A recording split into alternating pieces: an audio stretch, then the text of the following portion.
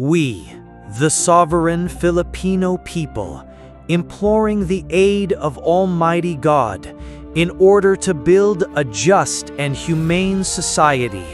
and establish a government that shall embody our ideals and aspirations, promote the common good, conserve and develop our patrimony,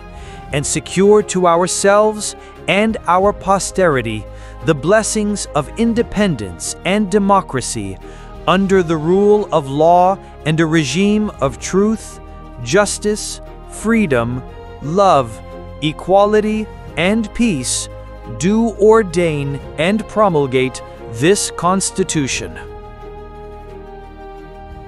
Kami, ang nakapangyayaring sambayan ng Pilipino, na humihingi ng tulong sa makapangyarihang Diyos upang bumuo ng isang makatarungan at makataong lipunan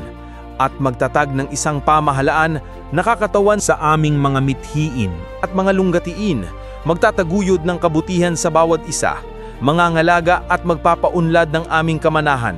at titiyak para sa aming sarili at ang kanang susunod na mga biyaya ng kalayaan at demokrasya sa ilalim ng pananaig ng batas at ng pamamahalang puspos ng katotohanan, katarungan, kalayaan, pag-ibig, pagkakapantay-pantay at kapayapaan, ay naglalagda at naghahayag ng konstitusyong ito